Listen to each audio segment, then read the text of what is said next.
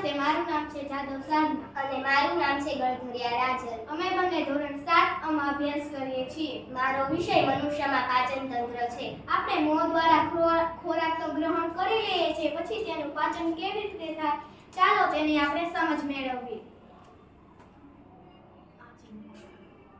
આપણે ખોરાક મોં દ્વારા ગ્રહણ કરીએ છીએ, પછી ખોરાકનું પાચન કેવી રીતે થાય છે તેની સમજ મેળવવી. પાચનની શરૂઆત મુખ ગુહાથી થાય છે. આપણું મોં લાળ ગ્રંથિ ધરાવે છે. લાળ સ્ટાર્ચનું સરળ શર્કરામાં રૂપાંતર કરે છે. હવે પછી ખોરાક અન્નનળીમાંથી પસાર થઈ આગળ વધે છે અને જઠરમાં ખોરાક જમા થાય છે. જઠરમાં રહેલા એસિડ ખોરાકના બેક્ટેરિયાને મારી નાખે છે. આ યકૃત છે તે શરીરની સૌથી મોટી ગ્રંથિ છે. આ પિત્તાશય છે તે જેમાંથી પિત્ત રસનો સ્ત્રાવ થાય છે. સ્વાદુપિંડમાંથી સ્વાદુરસ ફળે છે. ખોરાક નાના આંતરડામાં આવે છે ત્યારે તેની દિવાલમાં રસાંકુરો હોય છે જે પાચિત ખોરાકનું શોષણ કરે છે. પછી ખોરાક મોટા આંતરડામાં આવે છે. ત્યાં પાણી અને ક્ષારોનું શોષણ થાય છે. પછી બાકી રહેલો કચરો મળાશયમાં એકઠો થાય છે. મળદ્વાર માર્ગનો ઘન કચરો નિકાલ પામે છે.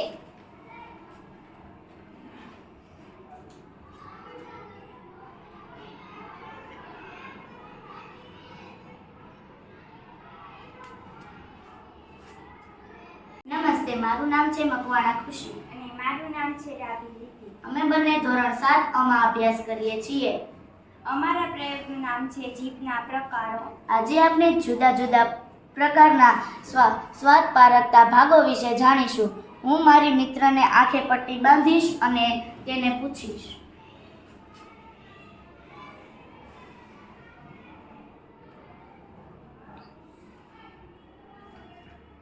હવે હું ટૂથપીક વડે એક દ્રાવણનું ટીપું તેના મોંમાં મૂકીશ.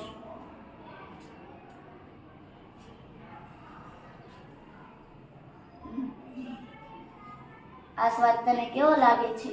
મને આ સ્વાદ ગળ્યો લાગે છે. જીભનો આ ભાગ ગળ્યો સ્વાદ ધરાવે છે.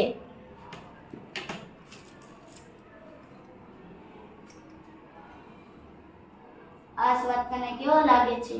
મને આ સ્વાદ ખાટો લાગે છે. જીભનો આ ભાગ ખાટો સ્વાદ ધરાવે છે.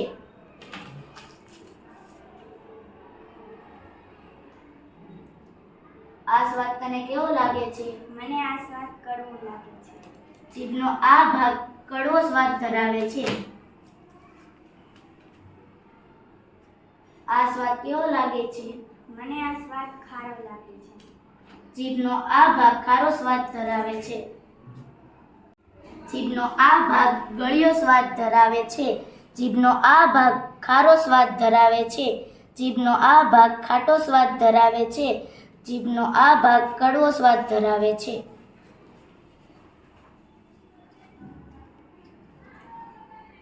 નમસ્તે, મારું નામ છે અદરાણીયા ઈશા અશોકભાઈ. હું ધોરણ 7 માં અભ્યાસ કરું છું. મારા પ્રયોગનું નામ છે દાંતના પ્રકારો. તો હું તમને દાંત વિશે સમજાવીશ. આ ચારેય દાંતને છેદક દાંત કહે છે, જે કાપવા અને બચકું ભરવા માટે ઉપયોગ થાય છે. આ બંને દાંતને રાક્ષી દાંત કહે છે, જે ચીરવા અને ફાડવા માટે ઉપયોગ થાય છે. આગળની બંને દાઢને અગ્રદાંત કહે છે, જે ચાવવા માટે ઉપયોગ થાય છે. આ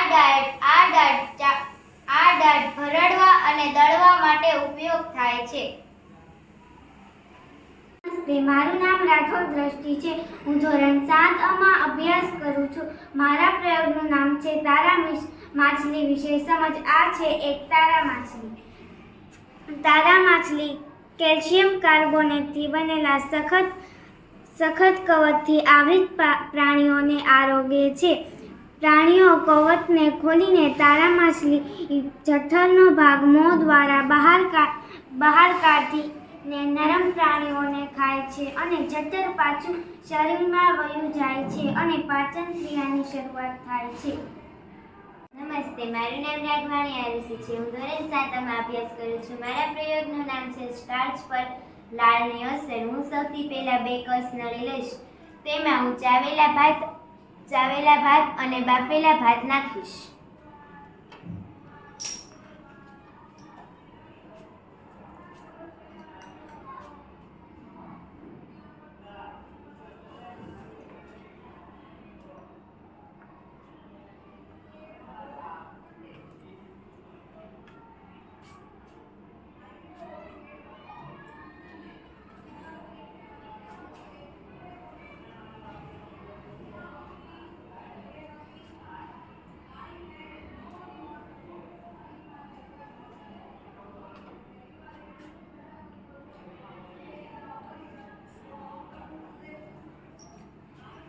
હવે હું આ બંને કસનળીમાં પાણી ઉમેરીશ.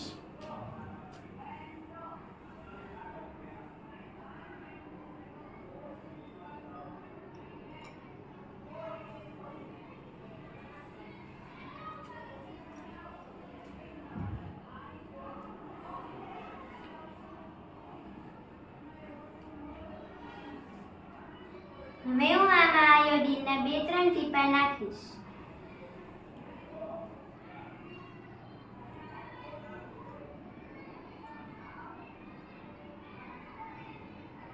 હવે તમે અવલોકન કરી શકો છો કે ચાવેલા ભાતમાં આપણે આયોડીનનું ટીપું નાખતા કાળો રંગ દેખાય છે. આથી કહી શકાય કે સ્ટાર્ચ પર લાળની અસર જોવા મળે છે.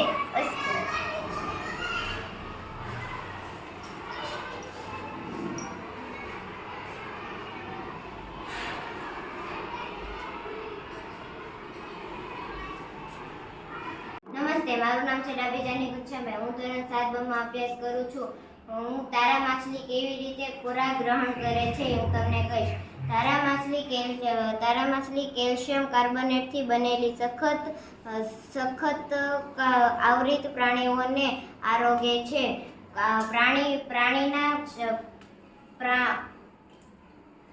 પ્રાણીના કવચને ખોલીને તારા માછલી પોતાનું જઠર મોં દ્વારા બહાર કાઢીને નરમ પ્રાણીને ખાય છે. જઠર પછી પાછું શરીરમાં જાય છે અને પાચનની ક્રિયા શરૂ થાય છે. નમસ્તે, મારું નામ છે મકવાણા ધ્રુવી. નમસ્તે, મારું નામ છે મકવાણા રીતિ. અમારા પ્રયોગનું નામ છે જીભના અલગ અલગ પ્રકારના ભાગ. આપણે જીભના અલગ અલગ પ્રકારના સ્વાદ પારખતા જીભ વિશે જાણીશું.